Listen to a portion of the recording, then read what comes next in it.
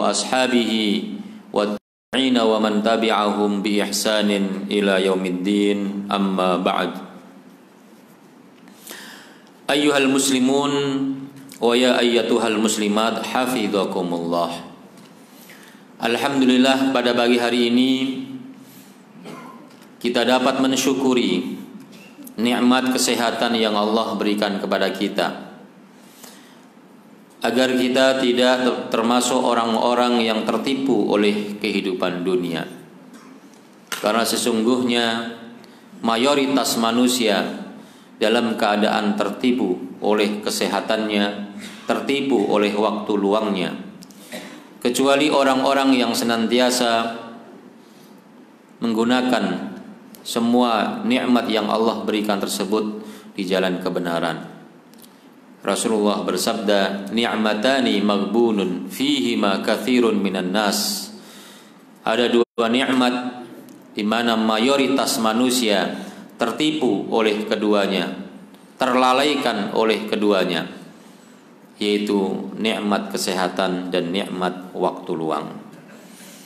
Mudah-mudahan Allah Subhanahu wa taala berikan kepada kita keistiqomahan, sabat dalam keimanan, sabat dalam agama Islam, sabat hingga bertemu dengan Allah dalam keadaan husnul khatimah. Amin ya rabbal alamin.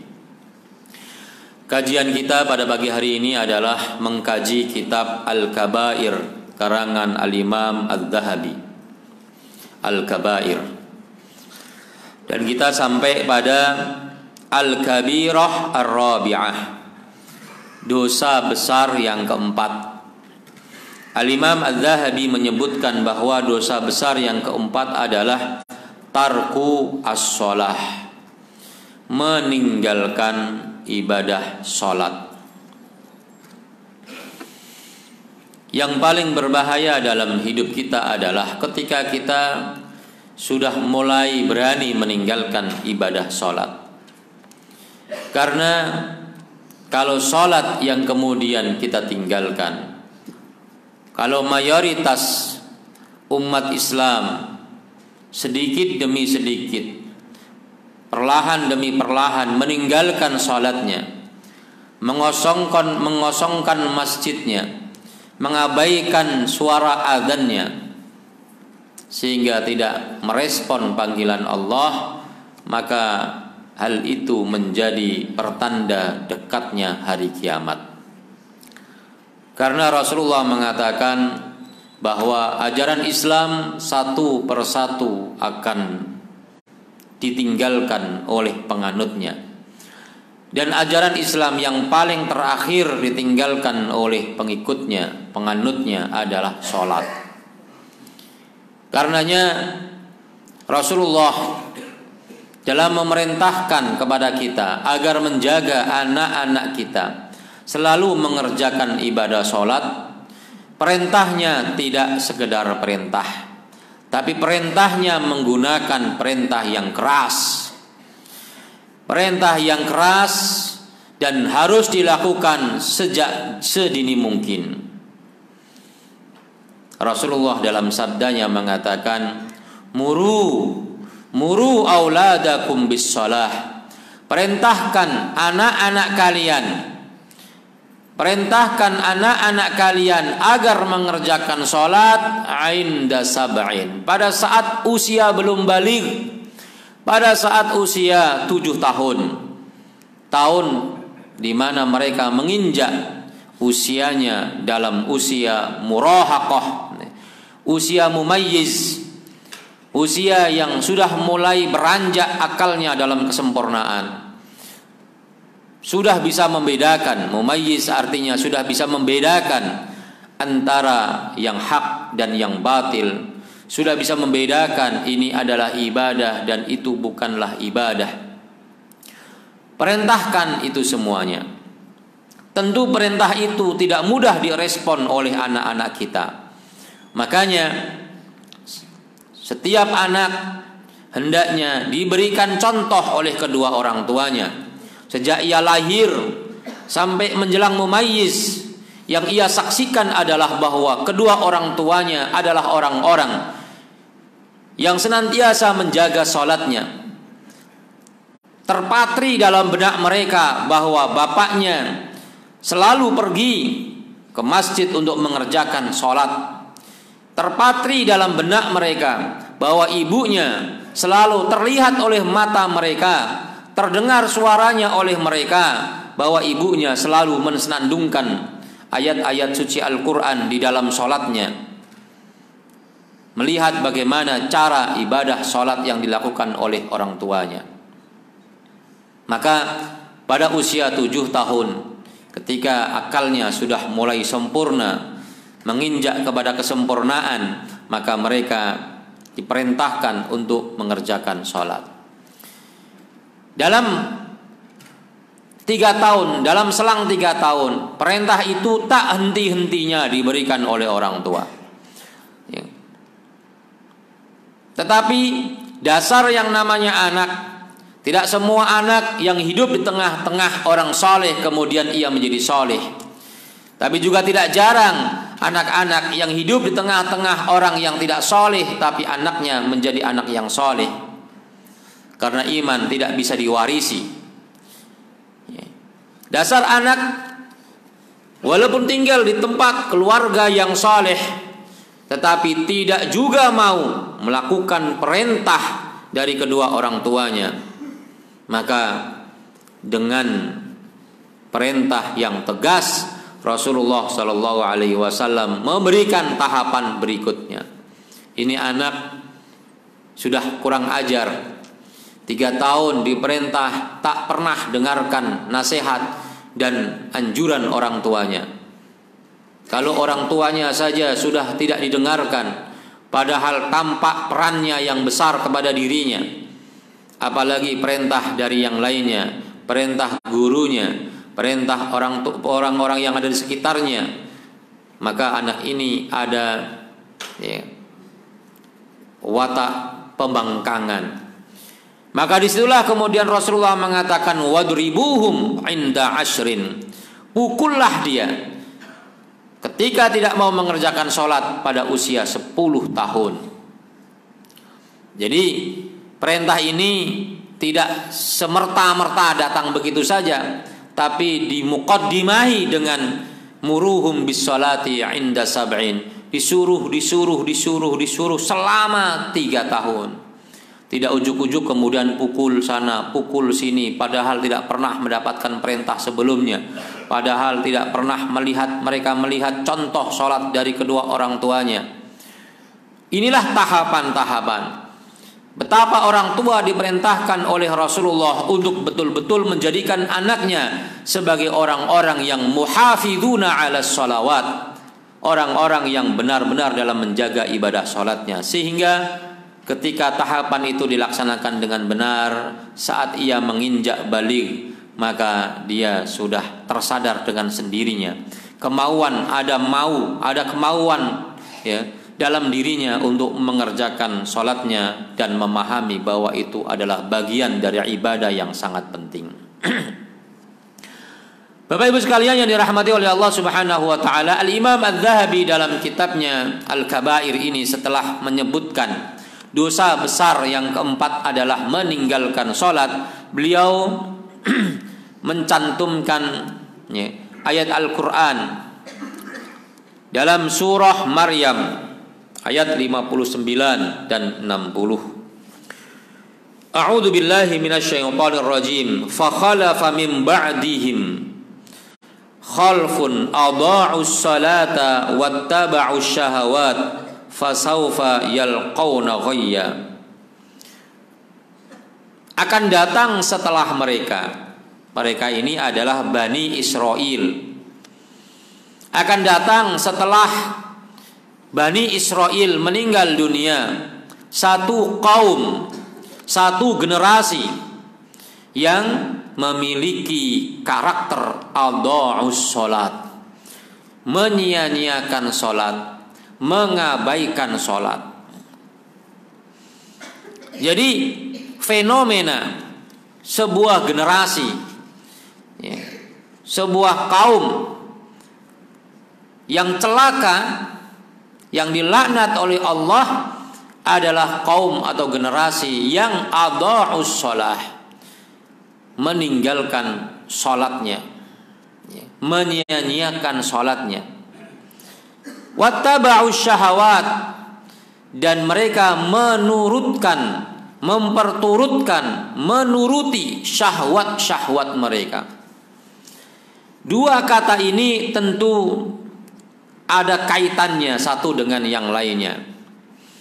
Orang-orang yang tidak mau mengerjakan sholat, yang melalaikan ibadah sholatnya, adalah orang-orang yang selalu memperturutkan syahwatnya.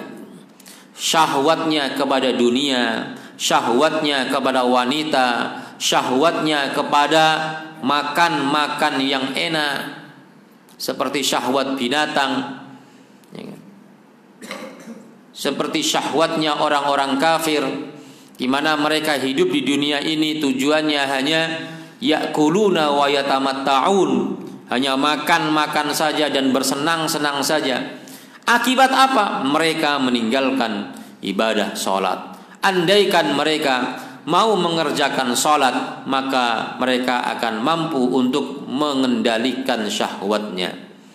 Demikian pula orang-orang yang selalu memperturutkan syahwatnya, hadir dalam dirinya syahwat, lalu dia turuti sedikit demi sedikit, selalu dia turuti, lama-lama ia akan memperturutkan syahwatnya secara keseluruhan, sehingga ketika ia memperturutkan syahwatnya, ia tidak lagi memikirkan ibadah sholatnya. Maka orang yang tidak sholat sesungguhnya dia sedang memperturutkan syahwatnya, lalai dengan sholatnya karena sibuk dengan pekerjaan, sibuk dengan aktivitasnya, sibuk dengan berleha-lehanya dan seterusnya. Jadi penyebab seseorang meninggalkan sholat adalah karena dia selalu menuruti syahwatnya.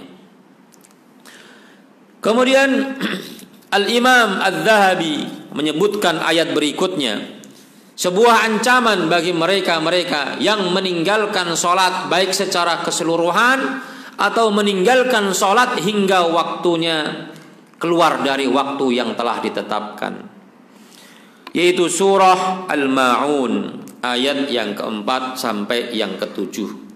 Fawailul lil musallin alladzina hum an salatihim sahun alladzina hum yura'una wa yamna'unal ma'un.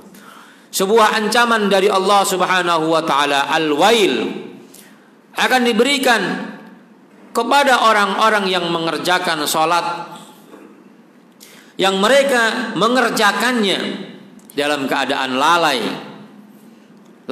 dalam mengerjakan sholatnya.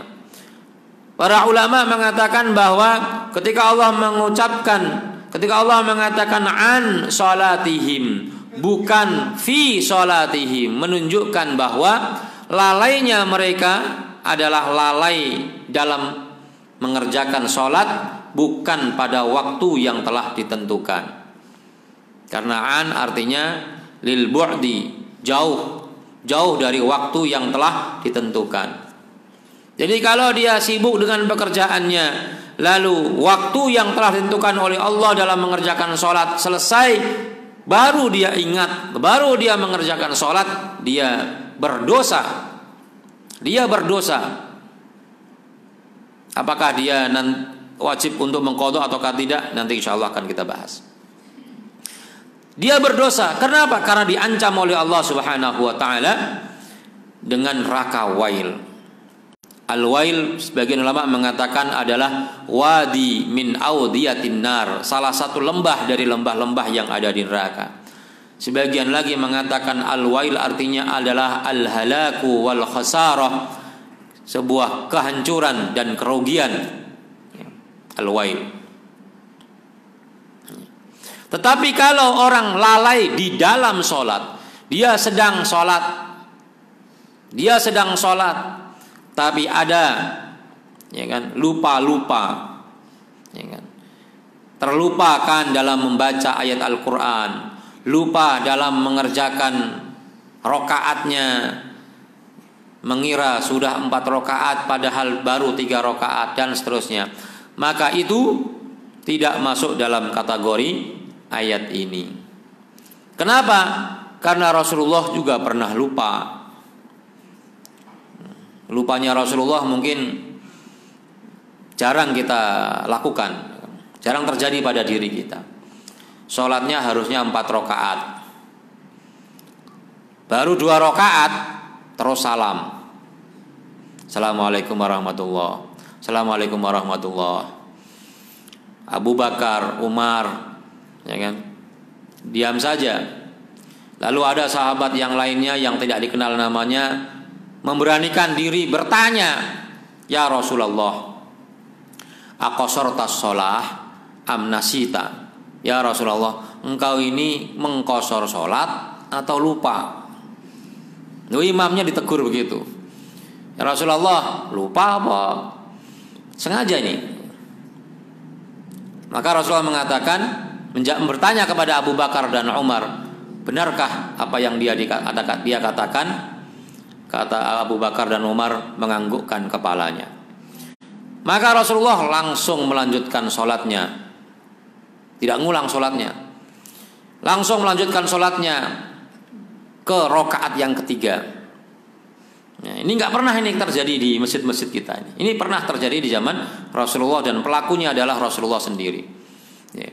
Para ulama ada yang mengatakan itu ngomong dalam sholat, ya kan, adalah kondisi khusus buat Rasulullah. Kalau umatnya nggak boleh, karena nggak boleh ngomong dalam sholat. Ya. Ketika ada seorang sahabat pas lagi sholat bersin. Bersin itu bunyinya gimana? Waheng gitu kan. Dia ngomong, ya kan?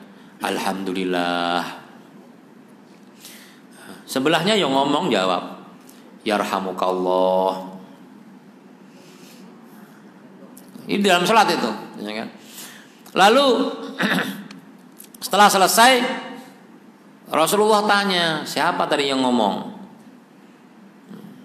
Sahabat kalau ditanya begitu ngaku, ya kan?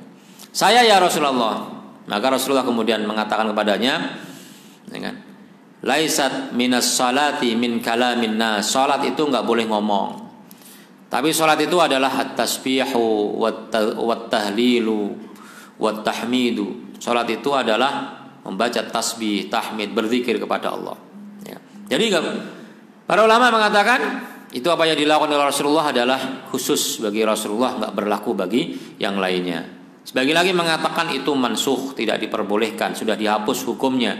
Ya kan, ngomong dalam keadaan seperti itu. Ya. Ada yang mengatakan, ya kan, kalau ngomongnya jarak antara ngomongnya dengan salamnya itu tidak terlalu jauh, ya kan, bersambung, maka itu tidak membatalkan sholatnya. Ya. Jadi itu perbedaan pendapat dari para ulama tentang menyikapi hadis tersebut. Ya kan? Mansukh dengan perintah untuk bertasbih. Sebagian kan kemudian ada kalau mengingatkan imam dengan tasbih. Ya. Jadi kalau udah tasbih ya udah nggak usah pakai ngomong lagi. Ya kan? Makanya nggak boleh. Itu termasuk perbuatan Nabi yang nggak boleh dicontoh. Ya kan? Ntar ngobrol lagi imam sama makmum. Jadi kalau lalai di dalam sholat, lupa di dalam sholat, maka itu tidak mendapatkan ancaman dalam ayat ini. Atau lalai, lupa, ya lalai ketika waktunya masih ada. Jadi kita ketika diperintahkan oleh Allah untuk mengerjakan sholat dikasih waktu jeda yang cukup lumayan untuk memilih mana yang kita lakukan. Inna sholata kanat 'alal mu'minina kitaban mawquta. Salat itu sudah ditetapkan waktunya. Jadi boleh di awal waktu, boleh di tengah waktu, boleh di akhir waktu. Mana yang paling utama? Yang paling utama adalah di awal waktu. Ya. Karena ada orang sholat yang paling utama ini jamaah di masjid awal waktu. Ini paling utama. Sholatnya berjamaah. sholatnya jamaahnya di masjid, sholatnya ya, tepat waktu atau di awal waktu. Ada lagi orang sholat jamaah di masjid tidak di awal waktu. Ya, sholat duhur jam 2:30 jamaah di masjid. Ya. Ada yang sholat jamaah tidak di masjid di awal waktu. Sholat sama istrinya di rumah, adzan langsung sholat. Mau mudik soalnya. Ya. Tapi kan nggak di masjid, nggak dapat pahala ke masjid. Ya. Ada orang yang sholat di masjid kagak jamaah awal waktu. Ya. Awal waktu ke sini. Tapi nggak ada jamaah, dia yang adzan, dia yang imam, dia yang makmum, seorang diri. Anda kan nggak jamaah kan, nggak jamaah, sholatnya di masjid di awal waktu. Ada begitu. Ya yang paling parah adalah, yang paling tidak menjadi utama adalah sholat sendirian, tidak di masjid di akhir waktu. Nah ini orang-orang yang sibuk nih, ya kan. Tapi semuanya adalah diperbolehkan, hanya perbedaannya yang ini utama, yang itu tidak utama. Tapi kalau tidak utama seperti itu jangan dikerjakan terus menerus tanpa ada alasan. Nggak jamaah kok setiap hari, ya kan? Nggak ke masjid kok setiap hari, ya kan? Sholat di akhir waktu kok setiap hari. Nah itu nggak benar, ya. Jadi kita berusaha yuhafiduna 'alas sholawat. Maka perintah Allah adalah hafidhu 'alas sholawati was sholatil wusta wa qumu lillahi qanitin. Jadi ancaman ini berlaku bagi orang-orang yang mengerjakan sholat tapi sholatnya tidak sesuai dengan waktu yang telah ditetapkan oleh Allah Subhanahu wa taala, maka dia berdosa. Kemudian ancaman yang lainnya adalah ancaman yang diberikan oleh Allah Subhanahu wa taala dalam surah Al-Muddatsir ayat 42 sampai 43. Di akhirat nanti ada dialog, ditanya orang-orang yang masuk ke dalam neraka, masalakakum fi saqar. Apa yang membuat kamu masuk ke dalam neraka Saqar? Mereka menjawab, qalu lam naku minal musallin. Mereka mengatakan, kami ini bukanlah termasuk orang-orang yang sholat. Kemudian ancaman Rasulullah Shallallahu Alaihi Wasallam yang menyebut bahwa orang yang meninggalkan sholat adalah kafir. Al-ahdu alladhi bainana wa bainahum as-salatu faman tarakaha faqad kafara. Ya. Hadis rawahu Ahmad wa Tirmidzi wa Ibnu Majah dan lain-lainnya. Yang membedakan antara kita sebagai orang-orang beriman dan mereka orang-orang kafir adalah sholatnya. Barang siapa yang meninggalkan sholat maka faqad kafara, maka dia telah kufur, telah kafir. Kemudian ancaman yang lainnya adalah hadis yang diriwayatkan oleh Al-Imam Al-Bukhari, di mana Rasulullah mengatakan man fatatuhu sholatul asri habita amaluhu. Barang siapa yang meninggalkan sholat asar maka amalnya terhapuskan. Dosa meninggalkan sholat asar khusus itu menghapuskan amal perbuatan. Karena sholat asar disebut secara khusus oleh Allah Subhanahu wa taala dalam perintah kepada kita untuk menjaga sholat. Hafidhu 'alas sholawati was sholatil wusta. As-sholatil wusta mayoritas ulama mengatakan adalah sholatul asar, sholat asar. Kemudian Rasulullah juga mengatakan dalam hadis yang diriwayatkan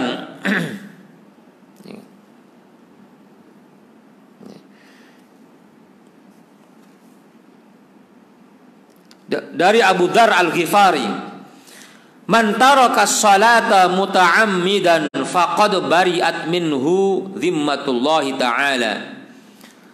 Barang siapa yang meninggalkan salat dengan sengaja maka Allah Subhanahu wa taala berlepas diri darinya.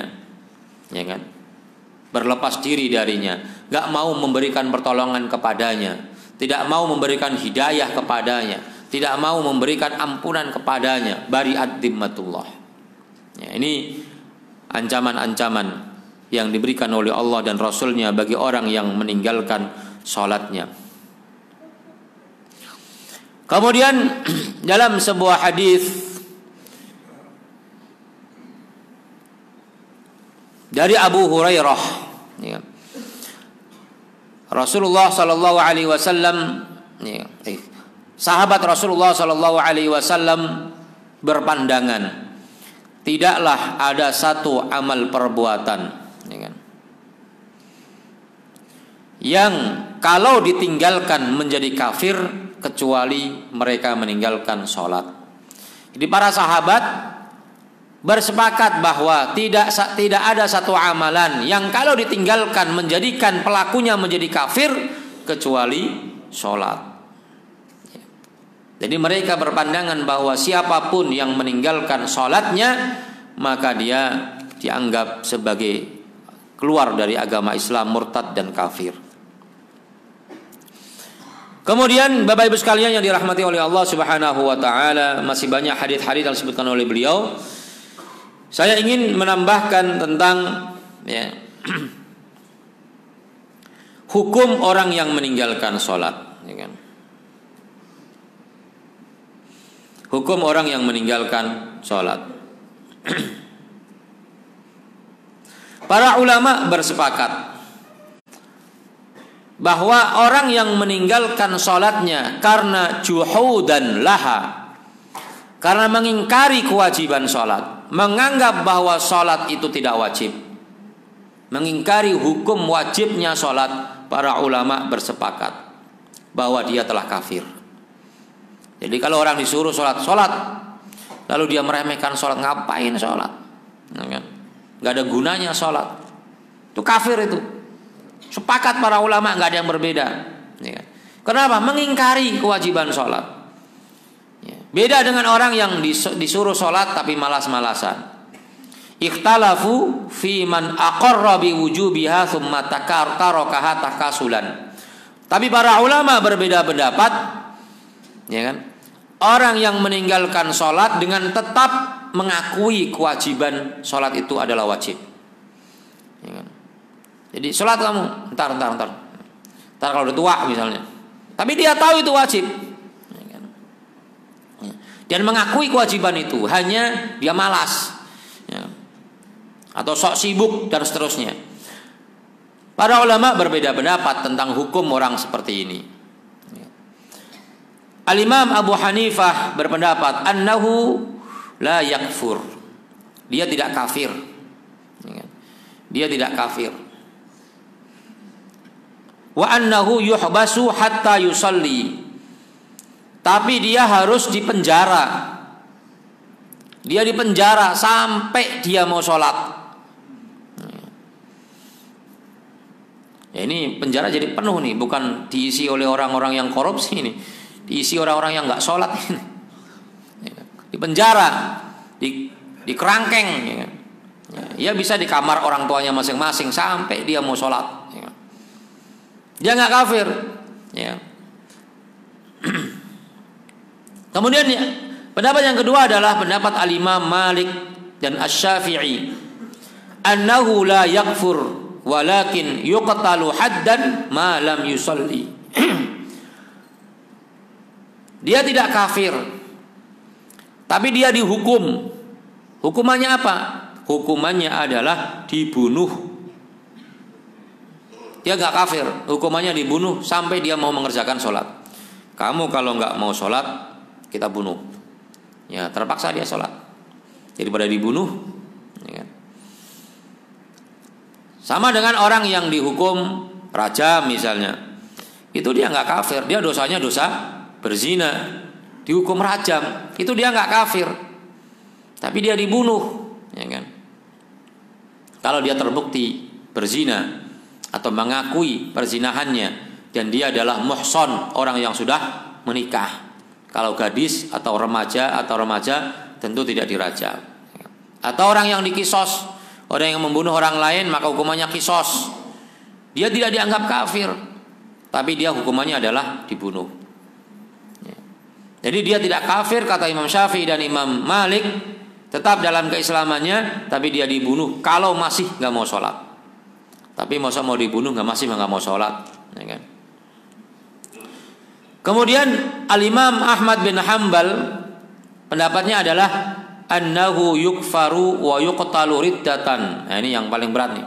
Dia dibunuh dan dianggap kafir, ya kan? Karena dianggap sebagai orang yang murtad. Bahkan wa hukiya alaihi Ishaq, Al-Imam Ishaq mengatakan bahwa pendapat ini adalah pendapat yang sudah ijma', sebagaimana disebutkan dalam kitab At-Targhib wa Tarhib karangan Al-Mundhiri. Kenapa mereka berselisih pendapat dalam hal ini? Karena mereka berbeda dalam memahami hadis-hadis yang disampaikan oleh Rasulullah dengan ancaman-ancaman tadi. Seperti al-ahdu bainana wa bainahum as-shalah faman tarakaha faqad kafar. Perbedaan antara kita dengan orang-orang kafir adalah salat. Siapa yang meninggalkannya maka dia kafir. Maka sebagian mengatakan hadis ini adalah tarakaha juhudan. Dia meninggalkan salat karena dia mengingkari. Kalau nggak mengingkari nggak masuk dalam hadis tersebut. Sebagian lagi mengatakan bahwa hadis ini bersifat umum, tidak disebutkan apakah dia meninggalkannya malas-malasan atau karena mengingkari, maka semua kafir. Jadi perbedaan pendapat para ulama itu disebabkan diantaranya karena pemahaman yang berbeda terhadap suatu hadis. Ya. Kemudian persoalan yang berikutnya adalah apakah orang yang meninggalkan sholat dengan sengaja, dengan malas-malasan tadi, berkewajiban untuk mengqadha sholatnya? Wajib qadha ataukah tidak? Pertama, para ulama bersepakat bahwa orang yang lupa dalam mengerjakan sholat, lupa sholat, saking sibuknya lupa, ya kan?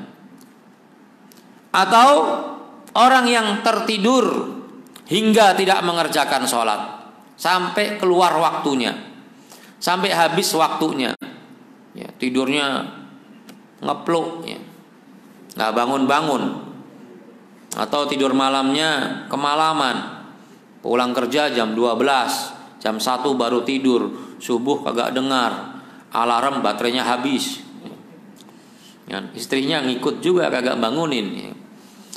Para ulama sepakat kalau dia ingat dari lupanya, oh iya saya belum sholat, atau dia bangun, udah siang, baru bangun, udah waktunya udah habis, para ulama bersepakat dia tidak dosa. Sepakat pertama, tidak dosa. Yang kedua, sepakat para ulama dia harus mengqadha sholatnya. Jadi kalau ada yang mengatakan sholat nggak perlu diqadha, berbeda dengan kesepakatan para ulama bagi orang yang tidur dan orang yang lupa. Lalu para ulama berbeda pendapat kalau ada orang yang sengaja meninggalkan sholat, ya kan, dengan sengaja karena malas-malasan tadi, apakah wajib mengqadha sholatnya ataukah tidak? Ya, terutama yang ninggalinya nggak sekali dua kali, sering, bahkan sampai berhari-hari, takutnya bertahun-tahun. Sadar-sadar umur 50 tahun, dari balik sampai 50 tahun kagak pernah sholat.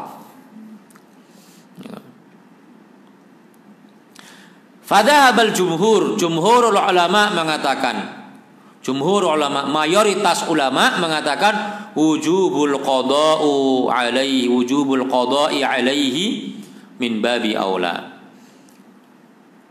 Mayoritas mengatakan dia tetap wajib mengqadha sholatnya, dan itu lebih utama daripada, lebih penting, lebih utama daripada yang tadi lupa aja wajib mengqadha padahal dia tidak dosa.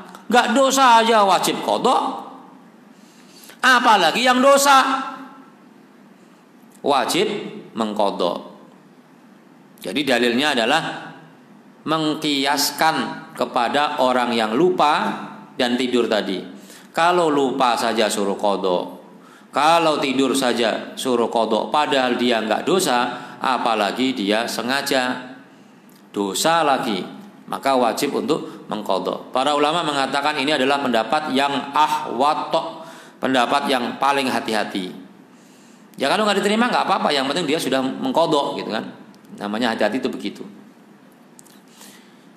Ini sama dengan kalau kita lihat para ulama mengkiaskan ya kan, perbuatan yang lebih besar dikiaskan kepada perbuatan yang lebih ringan. Di dalam Al-Qur'an Allah melarang kita untuk mengatakan kepada orang tua. Wala taqul lahuma uffin wala tanharhuma. Janganlah kamu mengatakan kepada orang tua atau mengusir orang tua. Gimana hukumnya gebukin orang tua? Atau mencaci maki orang tua, dihinakan orang tua. Kan nggak ada kan dia larangnya cuma doang. Berarti mukul kagak ngapa-ngapa. Nah, itu para ulama mengatakan namanya qiyas min babi aula atau namanya mafhumul khitab. Jadi kalau mengatakan saja sudah nggak boleh, apalagi mukulin, tambah nggak boleh. Sama dengan tadi, kalau lupa yang nggak dosa saja wajib qadha, apalagi nggak lupa dosa lagi, tambah wajib mengqadha. Ya, contoh-contoh yang lainnya. Dalam Al-Quran kita dilarang memakan harta anak yatim. Alladzina ya'kuluna amwalal yatama dzulman innama ya'kuluna fi butunihim nara. Memakan harta anak yatim dilarang. Gimana hukumnya? Enggak makan. Tapi memakai uangnya untuk beli mobil. Ada enggak dalam Quran? Enggak ada. Yo makan aja dilarang, padahal makan itu kan memperkuat fisik. Dengan kuat fisik mungkin dia akan bisa bekerja mengembalikan uang itu, ya kan? Nah ini dipakai untuk mobil, beli mobil, atau dipakai untuk bayar SPP, hartanya harta anak yatim, atau dipakai yang lain-lainnya, minum-minuman misalnya dan lain sebagainya. Tentu makan aja nggak boleh, apalagi dipakai yang lain-lainnya. Itu namanya qiyas min babi aula. Jadi dari sisi itu, ya. Kemudian sebagian ulama berpendapat, ya,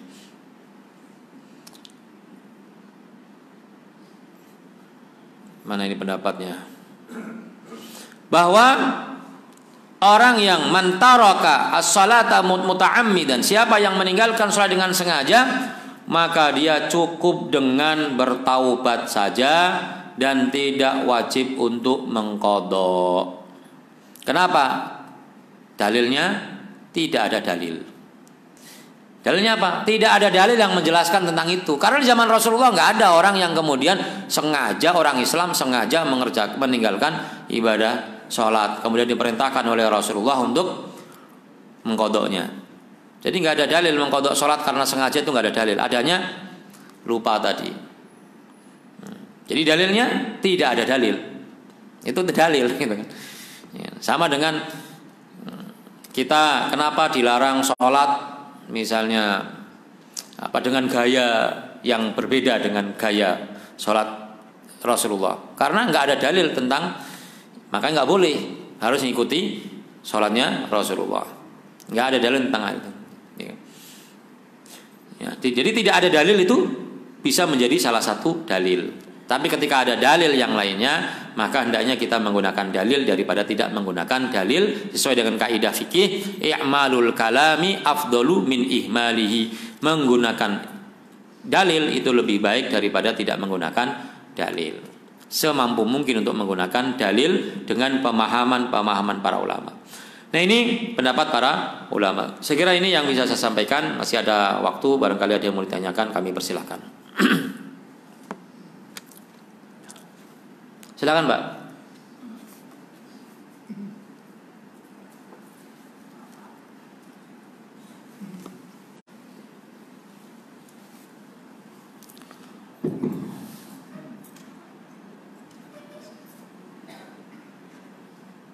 Sering ada Ustaz, orang sengaja tidak sholat lama itu didobel sholatnya, Pak.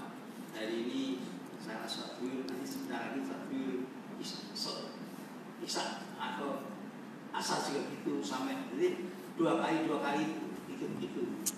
Tapi ya tadi dikatakan Bapak Harap cukup obat itu caranya bagaimana? Yang kedua gimana? Kalau kita pas maghrib terus hujan, kita kan diwajibkan dikodok itu dengan apa tadi adanya yang dirubah istilahnya redaksinya. Terus sebaiknya itu lagi pernah tuh Rasul mengkodok sholat tidak ada bahaya, tidak ada hujan, tapi ngodok itu di rumah atau di masjid. Ya, terima kasih. Yang pertama, cara mengkodok. Jadi kita mengambil pendapat jumhur bahwa orang yang meninggalkan sholat dengan sengaja wajib mengkodok. Kalau taubat ya udah nggak usah dikodok. Kalau ambil pendapat yang kedua ya. Tapi pendapat jumhur ini pendapat yang lebih hati-hati dan pendapat mayoritas itu lebih mendekati kepada kebenaran. Ini adalah teknis bagaimana cara mengkodok kalau sholat yang ditinggalkan cukup banyak. Ya. Para ulama juga berbeda dalam menyebutkan tentang caranya. Karena memang tidak ada contohnya gimana. Contoh mengkodoknya gimana gitu kan. Maka kembali kepada hadis tadi. Kalau dia lupa kemudian ingat, kalau dia tidur lalu bangun, segera saat itu juga lakukan sholat tersebut yang ditinggalkan. Maka dengan berpegangan pendapat itu, para ulama cara mengkodoknya adalah dengan cara mengerjakan sholat yang dikodok itu di waktu apapun. Misalnya kita ingin mengkodok sholat zuhur, asar, maghrib, isya satu hari, dilakukan ya kan di waktu pagi misalnya, itu diperbolehkan. Jadi sudah tidak terikat dengan waktu lagi karena memang sudah selesai waktunya. Jadi boleh dikerjakan kapan saja. Habis sholat subuh ya kan, karena nggak boleh sholat yang lainnya, tunda dulu sampai siang misalnya. Jam 8 baru dikerjakan tuh zuhur, asar, maghrib, isya, subuh, selesai. Besok lagi begitu terus. Atau tambah malam begitu lagi, zuhur, asar, maghrib, isya, subuh. Ya kan, udah 2 hari itu kan, besok lagi begitu lagi. Jadi tidak dibatasi oleh waktu, kapan saja karena waktunya sudah habis. Itu yang pertama, cara yang pertama. Cara yang kedua adalah seperti yang tadi disebutkan oleh penanya, dia menyertai sholat yang dikerjakan. Jadi kalau sholat subuh dibikin 2 kali, 3 kali, ya kan. Zuhur sama juga dilakukan 2 kali, yang satu wajib, yang kedua qadha, yang ketiga qadha, yang keempat qadha, ya kan? Dan seterusnya, ya kan? Sampai lunas. Ya kalau kemudian, nah itu bentuk pertobatannya di situ. Kalau kemudian meninggal dunia masih juga dia belum selesai mengkodoknya, maka ya dia bertaubat kepada Allah, mudah-mudahan diampuni oleh Allah. Ya kan? Kenapa harus dikodok? Di antara dalil yang lainnya adalah bahwa bisa dibayarkan kecuali tidak bisa diganti kecuali dengan perbuatan yang sama. Contoh misalnya puasa tidak bisa diganti kecuali dengan puasa lagi, ya kan? Faman kana minkum maridun aw ala safarin fa iddatun min ayyamin ukhra, kan gitu. Jadi kalau ada orang enggak puasa Ramadan maka tidak cukup dengan taubat, udah taubat aja lah, ya kan? Tapi harus diganti dengan puasa. Boleh dengan makanan, itu khusus untuk orang yang tidak mampu untuk berpuasa. Tapi kalau dia mampu maka dia harus tetap puasa, ya. Itu dalil yang lainnya. Jadi segala sesuatu perintah tidak bisa gugur kecuali dengan menunaikan kewajiban tersebut, ya kan? Ya itu teknis tadi ya. Jadi boleh subuh 2 kali, 3 kali, 4 kali gitu, supaya cepat lunas, ya. Kemudian pertanyaan yang kedua, ya kan, tentang hujan. Ya kalau hujannya itu bukan kemudian ditunda waktunya, jadi kerjakan saja pada saat hujan. Kalau misalnya dia di rumah, hujan nggak bisa ke masjid, ya dilaksanakan sholatnya di rumah. Jadi tidak kemudian gara-gara hujan kemudian dia nunggu sampai hujan reda baru mengerjakan sholat di masjid. Enggak, kerjakan di rumah, ya kan? Jadi tidak ada rukhsah untuk meninggalkan sholat gara-gara hujan. Tapi orang-orang yang mengerjakan sholat di masjid karena hujan, boleh kemudian dilakukan jamak tanpa qashar, ya kan? Jamak saja tanpa qashar. Dalilnya yang tadi, bahwa Rasulullah pernah melakukan jamak sholat bukan qashar, bukan karena ada rasa takut, ada hujan, termasuk hujan disebut di situ, ya kan? Berarti mafhumul mukhalafahnya adalah ketika hujan boleh untuk dijamak, ya kan? Nah, ini jarang dilakukan lagi hujan kemudian menjamak sholat zuhur sama asar atau maghrib sama isya. Nah, kalau kemudian hadis Rasulullah SAW yang mengatakan tadi bahwa Rasulullah pernah menjamak sholat tanpa ada rasa takut ketika dalam kondisi normal, bukan karena hujan, bukan karena sakit, ya, tapi Rasulullah menjamak. Nah, gimana memahami hadis ini? Boleh nggak kemudian menjamak tanpa ada sebab? Ya kan? Para ulama mengatakan bahwa itu adalah, ya kan, diperbolehkan. Tapi baru sekali kalau Rasulullah melakukannya sekali selama hidupnya. Jadi bukan kemudian semaunya sendiri, jamak gitu. Para ulama itu boleh, tapi ya sekali, jarang-jarang gitu kan. Sebagian lagi mengatakan, ya kan, tidak boleh, ya kan, tidak boleh. Jadi memang hadis itu bunyinya adalah tidak dalam keadaan takut, tidak dalam keadaan hujan. Rasulullah menjamak. Para ulama mengatakan emang nggak jamak pada saat sebab itu, tapi ada sebab yang lain. Apa itu? Sakit. Ya kan? Jadi Rasulullah menjamak itu karena ketika sakit. Sehingga orang yang sakit, sepakat para ulama boleh menjamak sholat tanpa mengqashar. Jadi di situ menjamak sholat tanpa sebab para ulama berbeda pendapat. Ada yang mengatakan diperbolehkan, tapi harus ada dawabitnya, tidak setiap saat dikerjakan, tapi ya jarang-jarang seperti yang Rasulullah lakukan, jarang-jarang. Sebagian ulama mengatakan nggak boleh, harus ada sebab. Karena hadis itu bunyinya adalah karena tidak ada rasa takut, bukan dalam keadaan perang, bukan dalam keadaan hujan, tapi sesungguhnya ada sebab yang lainnya seperti yang tidak disebutkan di dalam hadis tersebut, yaitu karena sakit. Maka ketika sakit boleh orang untuk menjamak. Nah, di mana Rasulullah, pertanyaan ketiga, di mana Rasulullah menjamaknya? Nah, ini memang tidak disebutkan dalam hadis tersebut. Kalau kita ambil pendapat yang kedua, karena sakit beliau menjamak, maka beliau sholatnya di rumah, bukan di masjid. Tapi yang pasti adalah bahwa Rasulullah pernah melakukan sholat zuhur, asar, maghrib, isya sekaligus. Sekali dalam hidupnya, yaitu ketika dalam perang Ahzab, ya kan? Jadi Rasulullah disibukkan dengan pantauan orang-orang kafir yang sudah mulai mendekat, ya kan? Maka Rasulullah menggali sampai lupa waktu, hingga beliau kemudian sholat 4 sholat tadi itu dijadikan satu semuanya. Itu sholat apa? Ada yang mengatakan itu adalah sholat qadha. Karena apa? Rasulullah lupa karena dilalaikan oleh keadaan yang menakutkan tadi. Ada yang mengatakan itu adalah sholat jamak. Tapi jamak kok 4 langsung? Ya kan bertentangan kan, kalau jamak ya 2-2 kan, zuhur asar, maghrib isya. Dan ini kok 4-4-nya. Ya. Jadi di situ para ulama berbeda pendapat, maka yang lebih mendekati adalah itu adalah sholat qadha, bukan sholat jamak. Baik, itu ya. Silakan, Pak.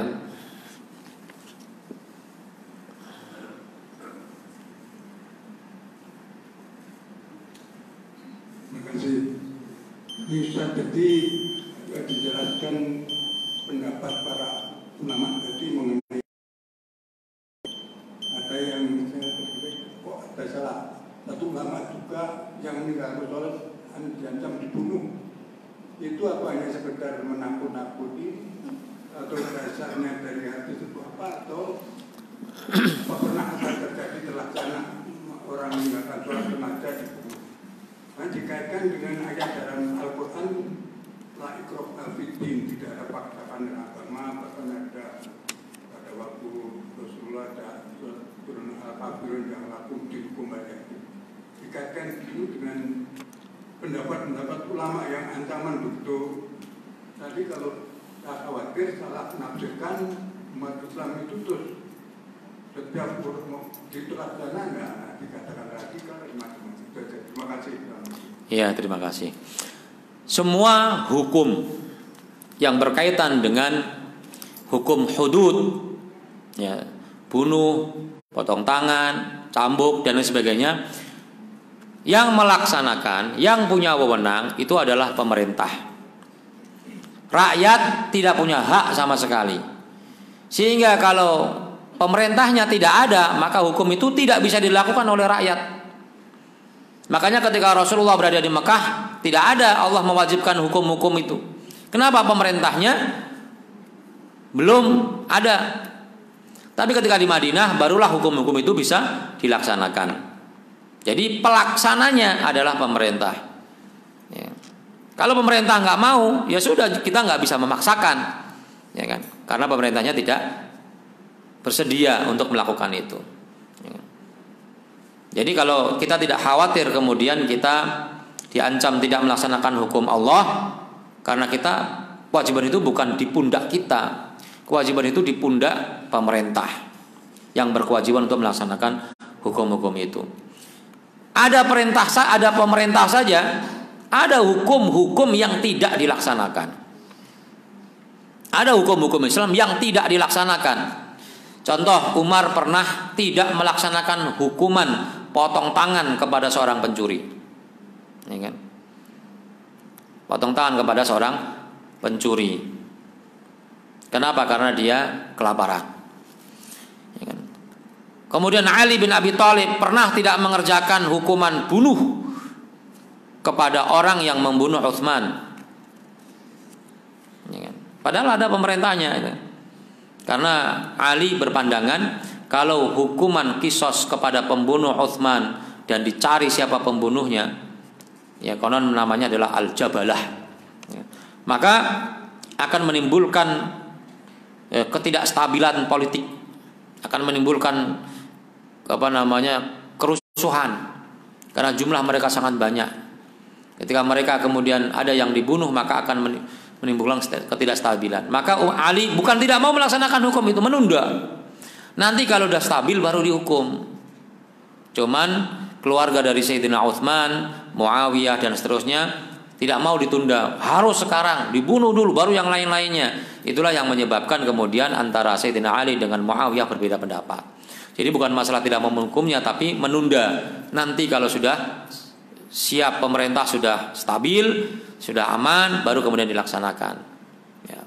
Jadi hukum yang sudah ada pemerintah pun pernah ada hukum yang tidak dilaksanakan karena suatu sebab. Apalagi pemerintahnya tidak ada atau pemerintahnya belum menjadikan hal itu menjadi salah satu hukum dalam negaranya. Jadi rakyat tidak diperbolehkan untuk melaksanakan hukum-hukum itu secara mandiri tanpa ada pemerintah yang mengaturnya. Nah, bagaimana dengan hukum bunuh tadi? Hukum bunuh tadi itu ada rentetannya. Disebabkan karena dia sudah memeluk Islam, kemudian dia kafir setelah Islam namanya murtad. Nah, dalam Islam hukum orang yang murtad itu adalah bunuh. Mana dalilnya? Allah berfirman, "Man baddala dinahu faqtuluhu." Siapa yang mengganti agamanya, artinya murtad, maka bunuhlah dia. Kenapa orang murtad ini dibunuh? Sama dengan Abu Bakar ketika memerangi orang-orang murtad. Ya, dibunuh orang-orang yang murtad itu kecuali dia bertaubat sebelum tertangkap, ya kan. Jadi kalau dia bertaubat ya kemudian kembali ke dalam ajaran Islam, maka dia ya, tidak dibunuh, ya kan. Ini adalah orang yang murtad kemudian dia tidak mau kembali pada Islam, ya kan. Kenapa orang murtad ini kemudian dibunuh? Apa alasannya? Karena dia pertama sudah pernah masuk Islam. Kalau tidak ada paksaan dalam Islam itu ketika dia belum masuk Islam. Sama dengan orang yang mau bekerja dalam perusahaan. Kalau kamu terlambat, maka kamu akan saya potong gajinya. Tapi kalau belum masuk perusahaan yang nggak ada paksaan, siapa yang nyuruh kamu masuk perusahaan? Nggak ada paksaan. Tapi kalau sudah masuk dalam perusahaan itu menandatangani, ya kan? Kalau kamu keluar dari perusahaan ini sebelum 1 tahun, maka kamu harus membayar denda 80 juta. Ada itu. Ya kan? Ini Komsen itu ada teman saya itu kerja di situ, tidak boleh keluar dari sebelum 1 tahun. Ya, keluar dari 1 tahun 80 juta, ya kan? Nah, itu diberlakukan pada siapa? Hukuman berat itu kepada orang yang sudah masuk, gitu kan. Orang Islam juga begitu, kalau dia sudah masuk, kemudian dia keluar murtad, maka hukumannya adalah bunuh, dan dia tahu itu. Jadi dia hati-hati, nggak mau murtad, nanti daripada dibunuh, gitu kan. Jadi diberitahu terlebih dahulu bahwa hukumannya kalau mau keluar dari agama Islam adalah murtad. Kenapa ini perlu dilakukan? Yang kedua, perlu dilakukan supaya tidak menjadi sebuah presiden buruk. Kalau kemudian orang seenaknya keluar masuk, jangankan dalam Islam, ya kan? Khodimah aja kita juga jengkel. Sehari kerja keluar, besok lagi masuk, keluar lagi, gitu kan? Jengkel juga. Kita punya perusahaan juga begitu kan? Ya kan, keluar masuk, mencari karyawan kan nggak gampang. Jadi itu yang kemudian aturan-aturan itu yang sudah diketahui oleh penganutnya agama Islam supaya dipatuhi, supaya orang tidak kemudian mudah keluar dari agama Islam. Jadi itu ya. Baik, ada lagi? Sudah syuruk ya. Kita akhiri, kita tutup. Mudah-mudahan kita diberikan oleh Allah ilmu yang bermanfaat dan kita diberikan kekuatan untuk mengamalkannya. Amin ya rabbal alamin. Aku qouli hadza astaghfirullah li wa lakum. Wassalamualaikum warahmatullahi wabarakatuh.